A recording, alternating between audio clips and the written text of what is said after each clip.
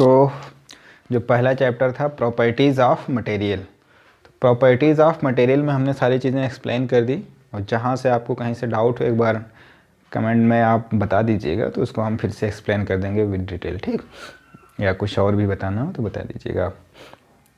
अब हम जो नेक्स्ट चैप्टर है वो क्या है, हुक्स लॉ और and their properties, sorry Hooke's law and their applications. यानी इस जो चैप्टर जो अब शुरू किया जा रहा है काफ़ी इंपॉर्टेंट है, बहुत ज़्यादा इंपॉर्टेंट है, क्योंकि हुक्स लॉ की प्रॉपर्टीज़ से और उसके एप्लीकेशन से आपको क्वेश्चंस हर एग्ज़ाम में दिखने को मिलते हैं, चाहे वो SSC JEE का हो या किसी कोई भी एग्ज़ाम हो, किसी स्टेट PSC का हो, AE का हो, JEE का हो, ES में भी सारे क्वेश्चंस बनते हैं, ठीक। बहुत ही कॉन्सेप्चुअल चैप्टर स्टार्ट होने वाला है। तो आइए देखते हैं कि हुक्स लॉ क्या है। तो जो हुक्स लॉ है, इनका जो अजम्पशंस है, यानी इन्होंने जो अज्यूम किया है या अजम्पशंस है कि ऑलरेडी इन्होंने ऐसा मान लिया है कि आपका जो मटेरियल है अगर ऐसा है तभी हमारा जो है ये फार्मूला वगैरह जो भी है, जो हमारी थ्योरी है या कॉन्सेप्ट स्टेटमेंट है वो लागू होगा, ठीक, अप्लाई कर सकते हैं। तो उन्होंने क्या माना, इन्होंने अज्यूम किया कि जो आपका जो मटेरियल है वो लीनियर इलास्टिक मटेरियल है। मटेरियल क्या है, लीनियर इलास्टिक मटेरियल है।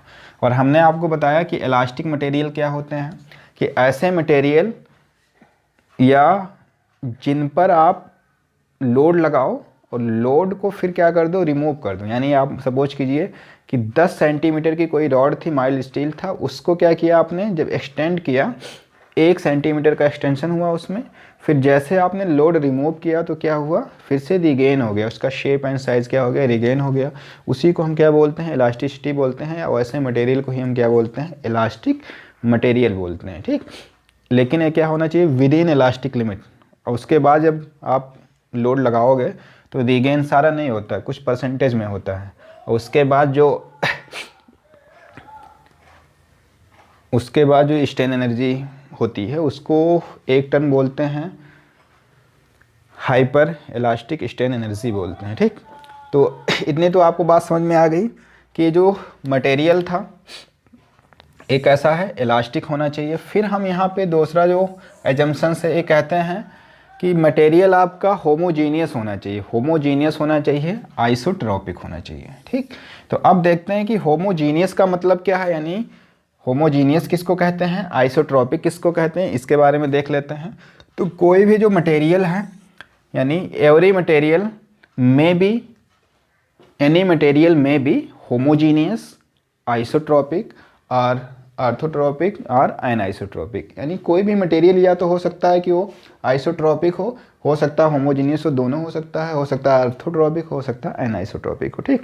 तो अब हम देखते हैं कि आप होमोजीनियस का मतलब क्या है, आइसोट्रॉपिक का मतलब क्या है। तो होमोजीनियस किसको कहते हैं, जैसे सपोज कीजिए कि एक कोई हमने मेटल लिया, मेटल का एक कोई टुकड़ा ले लिया इस तरह से, और इस मेटल में किसी भी पॉइंट पे, चाहे यहाँ पे, चाहे यहाँ पे, चाहे यहाँ पे, यहाँ पे, अगर इसकी डेंसिटी, इसकी जो डेंसिटी है जिसको आप रो से रिप्रेजेंट करते हो, और हमने बताया था माइल्ड स्टील की जो डेंसिटी होती है वो 7850 kg पर मीटर क्यूब बताया था हमने, ठीक।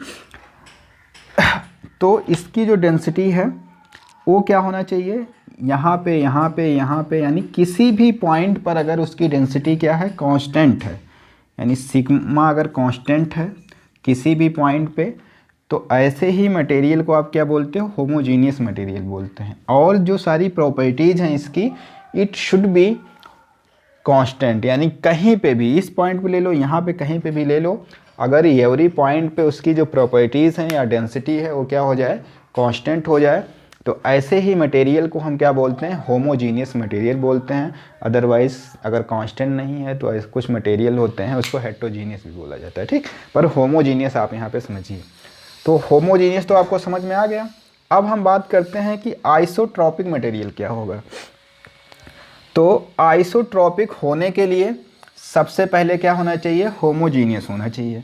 यानी कोई भी मटेरियल आइसोट्रॉपिक तब होगा तो सबसे पहला कंडीशंस क्या है, होमोजीनियस हो। उसके बाद अगर किसी भी डायरेक्शंस में, जैसे सपोज कीजिए कि हम यहाँ पे एक पॉइंट ले लेते हैं ए, और इस पॉइंट से सारे डायरेक्शन में, किसी भी डायरेक्शन में, ढेर सारे हमने डायरेक्शन बना दिए, अगर एवरी डायरेक्शंस में, किसी भी डायरेक्शंस में आप देखोगे कि इसकी जो प्रॉपर्टीज़ होती है या इलास्टिक कांस्टेंट होते हैं, चाहे ई की बात कर लीजिए, के की बात कर लीजिए, जी की बात कर लीजिए, या डेंसिटी की ही बात कर लीजिए, या किसी भी प्रॉपर्टीज़ की बात कर लीजिए, अगर सारे डायरेक्शंस में क्या हो, सेम हो, same in all direction, same in all direction, तो ऐसे ही मटेरियल को आप क्या बोलते हो, आइसोट्रॉपिक मटेरियल बोला जाता है। यानी that types of the material is called isotropic material कहते हैं उसको, ठीक, आइसोट्रॉपिक मटेरियल कहते हैं। तो इतनी तो आपको बात समझ में आ गई कि आइसोट्रॉपिक मटेरियल का क्या मतलब है, कि किसी भी डायरेक्शंस में, सारे डायरेक्शंस में उसकी प्रॉपर्टीज़ क्या होना चाहिए, सेम होना चाहिए। अभी हम एग्जांपल भी आपको बताएंगे। अब बात करते हैं हम ऑर्थोट्रॉपिक मटेरियल क्या होता है। ऑर्थोट्रॉपिक मटेरियल में जो प्रॉपर्टीज होती है,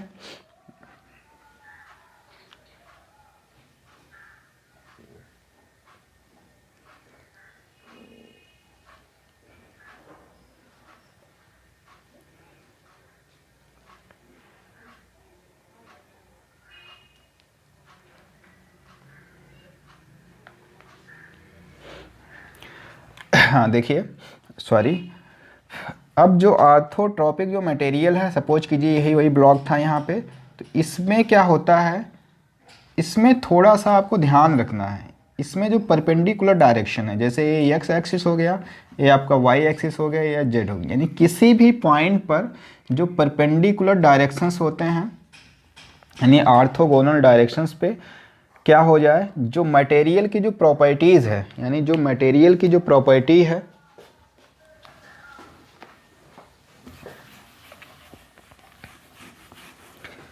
किसी भी डायरेक्शन में, यानी अगर हम क्या बात करें, ई इन एक्स, ई इन वाई, ई इन जेड, ये क्या होना चाहिए, इक्वल नहीं होना चाहिए। यानी जो इसकी प्रॉपर्टीज हैं, चाहे इलास्टिसिटी की बात कर लें, या मॉडुलस ऑफ रिजिडिटी की बात कर लें, या बल्क मॉडुलस की बात कर लें, या डेंसिटी की बात कर लें, जो भी है वो परपेंडिकुलर डायरेक्शंस में सेम नहीं होना चाहिए। तो ऐसे मटेरियल को आप क्या बोलते हो, ऑर्थोट्रॉपिक मटेरियल कहते हैं। यानी ऑर्थोट्रॉपिक जो मटेरियल हैं, properties are different in, properties are different in perpendicular direction, perpendicular direction in each point, ठीक। तो आपको होमोजीनियस भी समझ में आ गया, आइसोट्रॉपिक भी समझ में आ गया, और ऑर्थोट्रॉपिक भी समझ में आ गया। अब हम देखते हैं एक बच रहा है एन आइसोट्रॉपिक क्या होता है, इसके बारे में देख लेते हैं। एन आइसोट्रॉपिक के बारे में, तो एन आइसोट्रॉपिक जो मटेरियल है, इसको यहाँ लिखते हैं, इसके बारे में बताते हैं एन आइसोट्रॉपिक। तो जो आपका एन आइसोट्रॉपिक मटेरियल है, उसमें क्या है कि जो आपने सेक्शन लिया था, उसमें सपोज कीजिए कि किसी भी डायरेक्शन में अगर प्रॉपर्टीज सेम नहीं है, तो उसको आप क्या बोलते हो, एन आइसोट्रॉपिक बोलते हैं। यानी E in theta 1 does not equal to E in theta 2 does not equal to, यानी समझ सकते हैं किसी भी डायरेक्शन में सेम नहीं, इसको आप ऐसे लिख लो, एन आइसोट्रॉपिक। यानी properties are not same, properties are not same in any direction, in any direction, ठीक। चलिए तो एक बार फिर से देखते हैं कि जो मटेरियल है, हो सकता है होमोजीनियस हो, आइसोट्रॉपिक हो, और क्या हो सकता है, एन आइसोट्रॉपिक हो, ऑर्थोट्रॉपिक हो, ठीक। तो होमोजीनियस का क्या मतलब था कि जो मटेरियल की जो प्रॉपर्टीज़ थी, वो किसी भी पॉइंट पे, चाहे ए बी सी, कहीं पे भी आप कोई पॉइंट ले लो, तो वहाँ पे उसकी डेंसिटी हो जाए, या भी कोई भी प्रॉपर्टी हो जाए, जैसे मॉडुलस ऑफ इलास्टिसिटी हो जाए, बल्क मॉडुलस हो जाए, शियर मॉडुलस, पॉइजन रेशियो हो जाए, सब पे क्या है, सेम हो जाए। लेकिन आइसोट्रॉपिक का मतलब क्या है, कोई भी आप पॉइंट ले लो, उस पॉइंट पर क्या हो जाए कि सारे डायरेक्शन में, अगर सारे डायरेक्शंस में उसकी प्रॉपर्टीज़ क्या हो जाए, सेम हो जाए। देखो यहाँ पे हमने लिखा है ई के जे same in all the direction. तो ऐसे ही मटेरियल को आप क्या बोलते हो, आइसोट्रॉपिक मटेरियल बोला जाता है।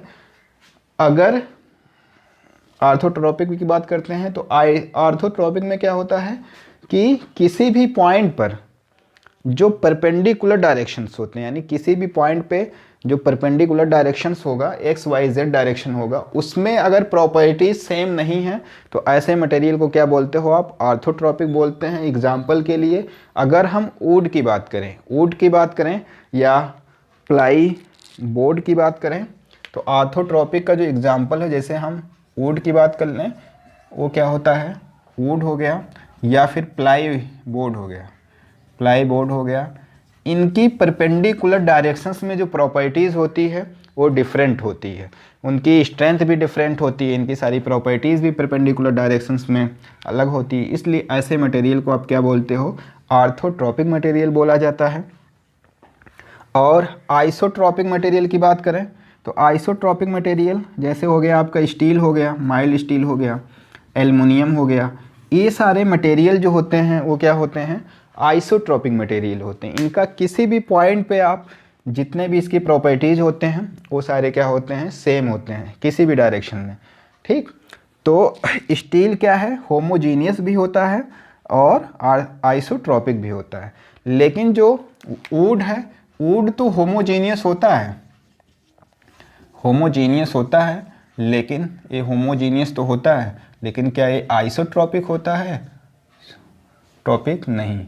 आइसोट्रॉपिक अगर ये नहीं होता है तो फिर क्या होता है, ये आर्थोट्रॉपिक होता है, और हमने आपको बताया कि आर्थोट्रॉपिक का मतलब क्या होता है। ठीक,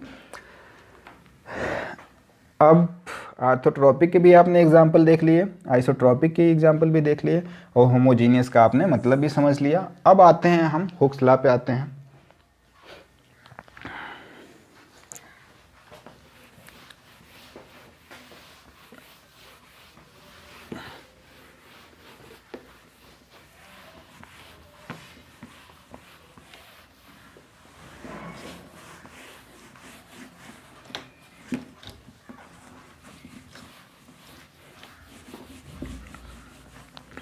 तो अब देखिए हुक्स लॉ के बारे में बात करते हैं।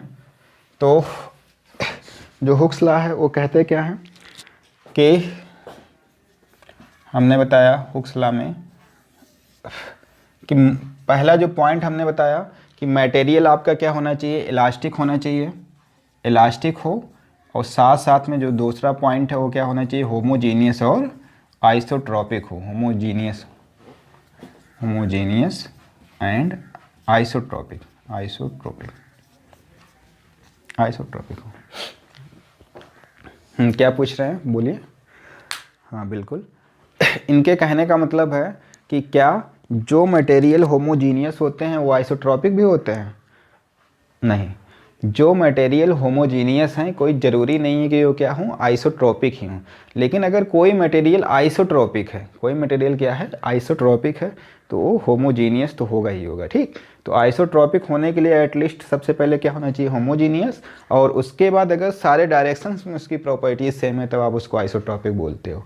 जैसे हम बात करें एल्युमिनियम की बात करें या स्टील की बात करें तो वो होमोजीनियस भी होता है, आइसोट्रॉपिक भी होता है। लेकिन वुड की बात करें, वुड जो है आपका होमोजीनियस तो है, उसकी डेंसिटी हर जगह सेम होती है वुड की, लेकिन सभी डायरेक्शंस में जो उसकी जो प्रॉपर्टी है वो सेम नहीं होती है। ठीक, परपेंडिकुलर डायरेक्शन में क्या होती है, प्रॉपर्टी डिफरेंट होती है, तो इसलिए उसको हम क्या बोलते हैं, आर्थोट्रॉपिक मटेरियल बोलते हैं। तो वुड क्या है, होमोजीनियस तो है लेकिन वो आइसोट्रॉपिक नहीं है, बल्कि क्या होता है, आर्थोट्रॉपिक होता है। पर कहीं कहीं कुछ जगह कुछ अलग डिफरेंस दिखेगा आपको किसी बुक में, क्योंकि कहीं कहीं आपको वुड को एन आइसोट्रॉपिक भी कहते हैं, पर सही नहीं है वो। हुक्स लॉ हो गया, आपने देखा हुक्स लॉ में मटेरियल क्या होना चाहिए, इलास्टिक होना चाहिए, होमोजीनियस और आइसोट्रॉपिक हो गया। ठीक, अब तीसरा जो इसमें पॉइंट है, इसका जो स्टेटमेंट है वो क्या है, स्टेटमेंट जो है वो है क्या, देखिए कहते क्या है, according to Hooke's law stress is directly proportional. According to Hooke's law stress क्या होता है, stress is directly proportional in the direction of uniaxial loading. तो आप क्या करिए, जैसे सपोज कीजिए कि एक आपने बार लिया, इस पे आप सिग्मा लगा रहे हो, सिग्मा सीधे सीधे हमने रिप्रेजेंट कर दिया है, और इस डायरेक्शंस में कोई भी स्ट्रेसेस नहीं है, यानी इसके जो लेटरल डायरेक्शंस है उस डायरेक्शंस में, इस डायरेक्शन में या फिर इसके बोर्ड वाले प्लेन में कोई भी स्ट्रेसेस नहीं है, सिर्फ सिग्मा एक्स एक्स डायरेक्शन में स्ट्रेसेस है।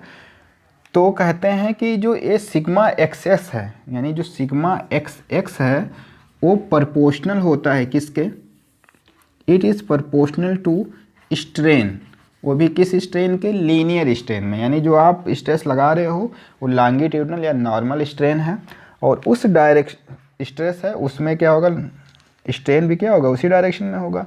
तो सपोज कीजिए कि इसमें जो स्ट्रेन हो रहा है ऐसे, अब जब आपने लोड लगाया तो लोड लगाने से थोड़ा सा एक्सटेंशन इधर हो जाएगा और थोड़ा सा एक्सटेंशन इधर हो जाएगा।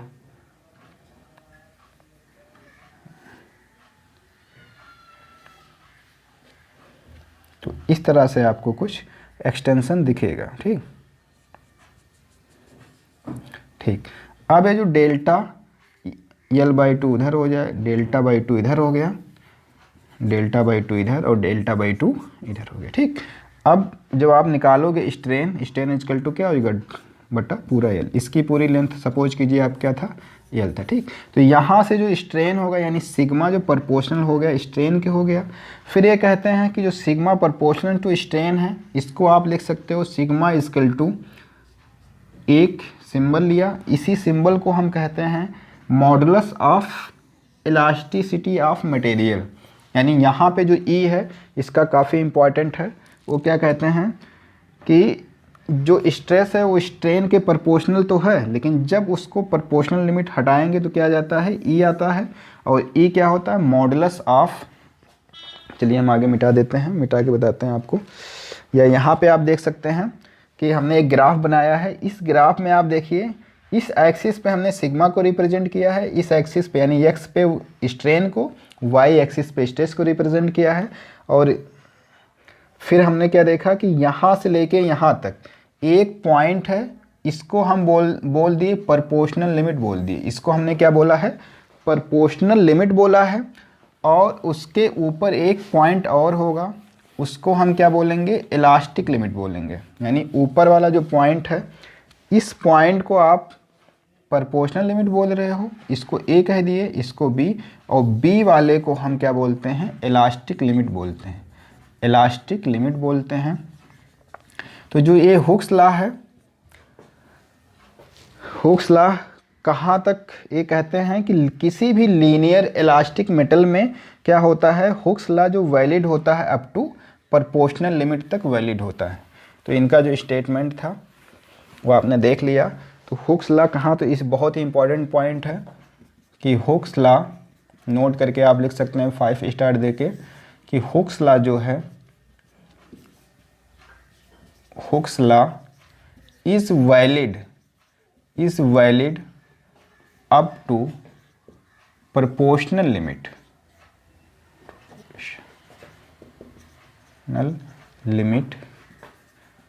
Limit in linear elastic material, in linear elastic material, stick material,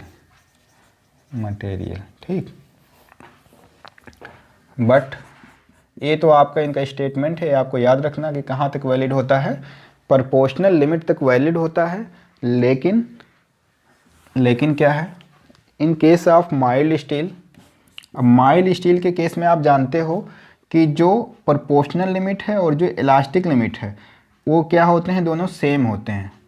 in mild steel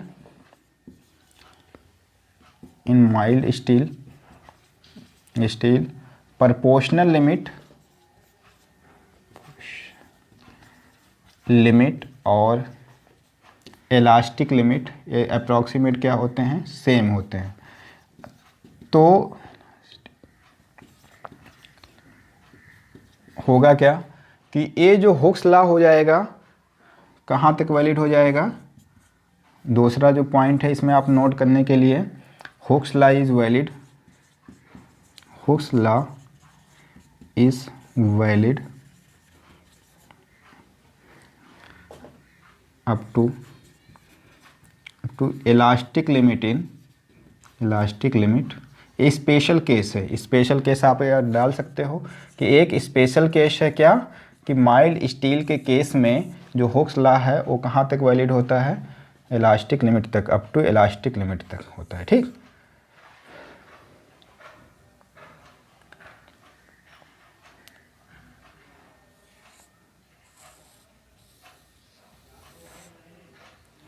ठीक। तो इतनी बात आपको समझ में आ गई होगी, कोई दिक्कत किसी को? ठीक है, तो क्या कोई समस्या? ठीक है, अभी देखिए इसमें बहुत सारी चीज़ें आपको बतानी है।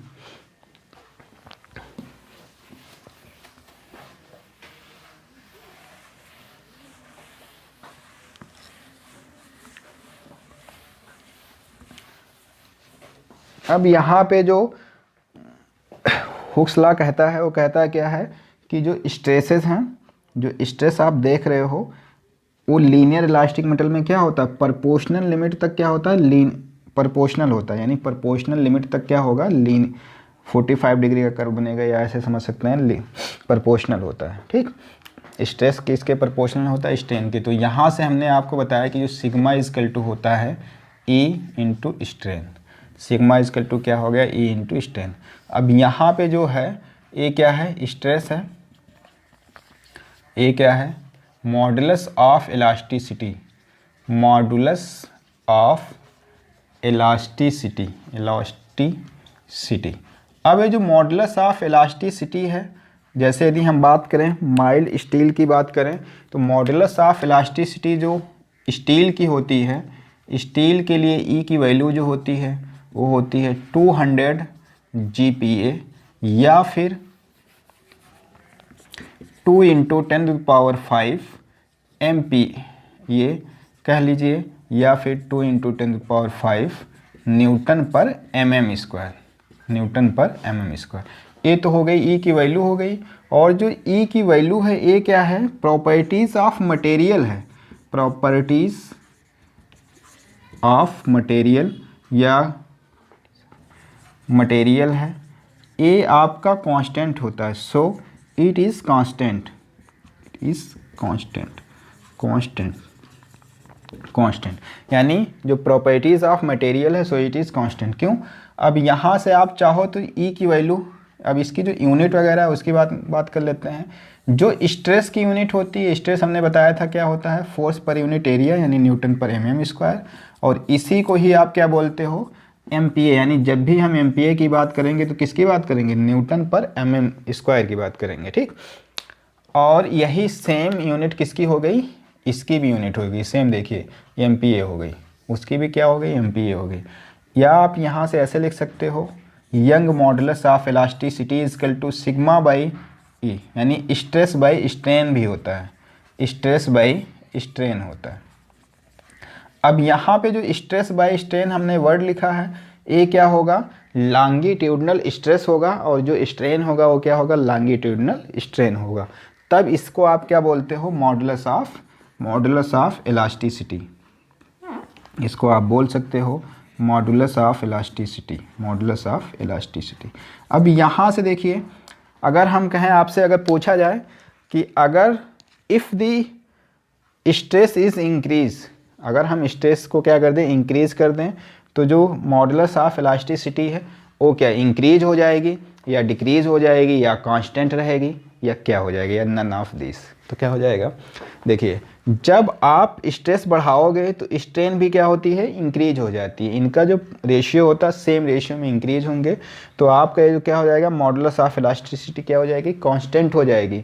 ऐसे भी आप समझ सकते हैं कि ये क्या है, मटेरियल की प्रॉपर्टीज़ है, हर मटेरियल की फिक्स होती है। जैसे माइल्ड स्टील की इतनी है 200 GPa है, कास्ट आयरन की जो होती है वो होती है 100 जीपीए होती है, एल्युमिनिया की होती है 70 जीपीए होती है, ठीक। तो ऐसे हर मेटल का या हर सब्सटेंस की जो मॉडुलस ऑफ इलास्टिसिटी वो क्या है, फिक्स है। और एक चीज़ यहाँ से आप सीख सकते हैं कि ई की वैल्यू ज़्यादा, हम यहाँ पे लिख देते हैं ई of aluminium, E of steel क्या होती है, सबसे ज़्यादा होती है। और किससे ज़्यादा होती है, ई ऑफ कास्ट आयरन से, और ये किससे जाती है, ई ऑफ एल्युमिनियम से, एल्युमिनियम, ठीक। कितनी हो गई।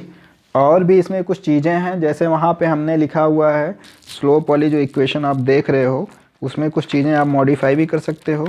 जैसे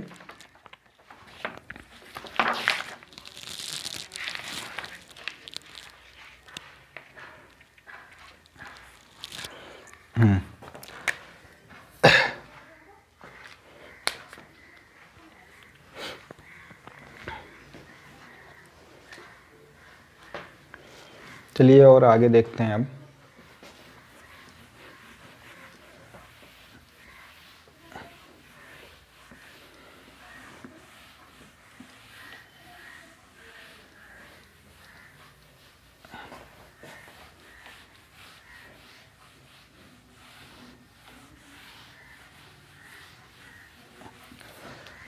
यहाँ से देखते हैं कि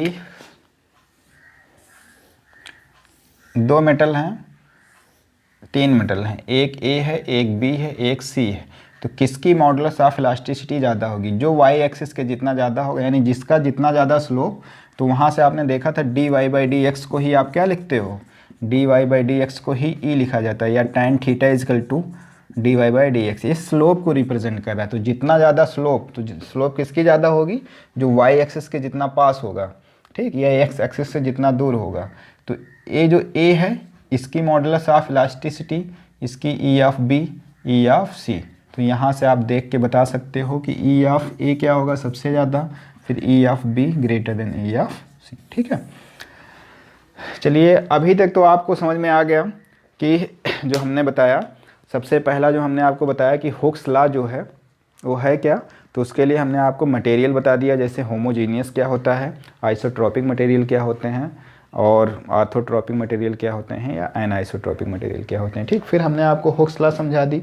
तो हुक्स लॉ का जो एजम्पशंस है वो भी आप याद रखिए।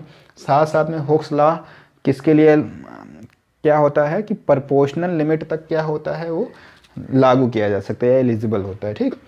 हुक्स लॉ कहाँ तक, प्रोपोर्शनल लिमिट तक। लेकिन इलास्टिक लिमिट तक क्या कब होता है, माइल्ड स्टील के केस में होता है, वो भी आपने देख लिया। और इसका जो फार्मूला आया था, यानी स्ट्रेस इजकल टू, वहीं से आया हुआ है, स्ट्रेस इजकल टू क्या, ई इंटू स्ट्रेन, या modulus of elasticity into strain, ठीक। और इसके बारे में ही हमने बता दिया, ठीक है। अब जो आगे और आपको जो पढ़ना है वो क्या पढ़ना है, जैसे यहाँ पे हो गया bulk modulus, sorry modulus of elasticity. ऐसे कुछ और मॉडुलस होते हैं, जैसे शीयर मॉडुलस ऑफ इलास्टिसिटी, ठीक। शीयर मॉडुलस क्या होता है, मॉडुलस ऑफ, नहीं, एक शीयर मॉडुलस हो गया, एक होता है बल्क मॉडुलस होता है, एक मॉडुलस ऑफ रिजिडिटी होता है, ठीक।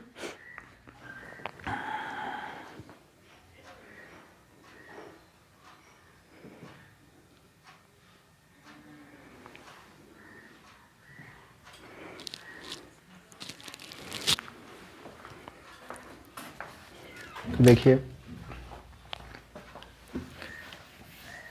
अब जो नेक्स्ट है ये भी काफ़ी इम्पोर्टेंट है। जैसे यदि हम बात करें,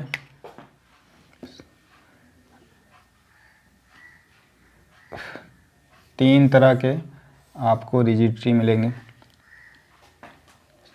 मॉडुलस, ऐसे याद कर सकते, मॉडुलस वाली जो टर्म है, हालांकि ऐसा कुछ लिखा नहीं जाता, लेकिन आप समझने के लिए लिख सकते हैं कि एक हो गया modulus of elasticity, modulus of elasticity, elasticity. और जो दूसरा है उसको हम बोलते हैं, दूसरा काफ़ी इम्पोर्टेंट है, इसको बोलते हैं shear, shear modulus, shear modulus of elasticity. और जो तीसरा है वो क्या है, bulk modulus of bulk modulus of elasticity, ठीक। और ये जो पहला है ये दूसरा है। दूसरे में देखिए एक हो गया शियर मॉडुलस ऑफ इलास्टिसिटी, इसी का और एक नाम होता है, इसको बोलते हैं मॉडुलस ऑफ रिजिडिटी। मॉडुलस, इसको आप याद रखिएगा क्योंकि ये क्या होता है, बड़ा कन्फ्यूजन होता है। मॉडुलस ऑफ रिजिडिटी, ठीक। और ये हो गया एक बल्क मॉडुलस, इसका भी एक ही नाम जनरली है, और मॉडुलस ऑफ इलास्टिसिटी इसका भी एक ही नाम है। कन्फ्यूजन किस में होता है, इसी में होता है, ठीक। तो जब भी क्वेश्चंस बनता है तो जनरली इन्हीं से बनाते हैं, इनका नाम डिफरेंस कर दिया जाता है, और जब आप नाम डिफरेंस करते हो तो थोड़ा सा कन्फ्यूजन होता है, तो ध्यान रखना है कि अब एक क्या है इसके बारे में देखिए कि एक कोई बीम था, कोई एक मेंबर है, उस मेंबर का एक पार्ट हमने ऐसे काट लिया है, और काटने के बाद ऐसे कुछ दिखेगा आपको, ऐसे कुछ, ठीक, इस तरह से। अब करना क्या है, ठीक। अब यहाँ से सपोज कीजिए कि इस डायरेक्शन में अगर आप सिग्मा एक्स लगा रहे हो, सिग्मा एक्स एक्स, तो इसी डायरेक्शन में जो स्ट्रेन हो रहा है वो सपोज कीजिए कि स्ट्रेन इन एक्स एक्स हो रहा है, यानी इस लेंथ को अगर हम यल बोल दें तो यल में जो चेंज हो रहा है वो स्ट्रेन निकाल सकते हो आप। तो मॉडुलस ऑफ इलास्टिसिटी जो ई होती है वो क्या होगा कि स्ट्रेस, वो भी कौन सा stress, longitudinal stress, longitudinal stress by strain, ठीक। तो इसी को हम क्या बोलते हैं, मॉडुलस ऑफ इलास्टिसिटी बोलते हैं। अब जब शियर मॉडुलस ऑफ इलास्टिसिटी या मॉडुलस ऑफ रिजिडिटी जो लिखा हुआ है ये क्या होता है, इसको हम जी से रिप्रेजेंट करते हैं, कहीं कहीं जी से या कहीं कहीं सी से, जी सी याद रखना है आपको। तो जी से भी रिप्रेजेंट किया जाता है और सी से भी, तो हम यहाँ पे जनरली जी से रिप्रेजेंट करेंगे। तो जी इजकल टू जो होता है शियर स्ट्रेस, यहाँ पे जो स्ट्रेस लेना है वो कौन सा लेना है, shear stress by shear strain. यहाँ पे क्या लेना है, शियर स्ट्रेन। हालांकि हमने आपको अभी एक्सप्लेन नहीं किया कि शियर स्ट्रेन क्या होता है, और शियर स्ट्रेस तो आप जानते भी हैं, फिर भी हम एक्सप्लेन करेंगे अभी कि शियर स्ट्रेस क्या होता है और शियर स्ट्रेन क्या हो गया, ठीक। तो इसको जो रिप्रेजेंट किया जाता है शियर स्ट्रेस को टाउ से, और शियर स्ट्रेन को इस तरह से सिंबल बना के रिप्रेजेंट किया जाता है। अब आते हैं हम बल्क मॉडुलस ऑफ इलास्टिसिटी, इसको आप के से रिप्रेजेंट करते हो। किससे रिप्रेजेंट किया जाता है, के से रिप्रेजेंट किया जाता है। तो के की जो वैल्यू है वो देखिए क्या है, जैसे ए कहते हैं डायरेक्ट स्ट्रेस या हाइड्रोस्टैटिक स्ट्रेसेस बाय क्या, वॉल्यूमेट्रिक स्ट्रेन, मेट्रिक स्ट्रेन,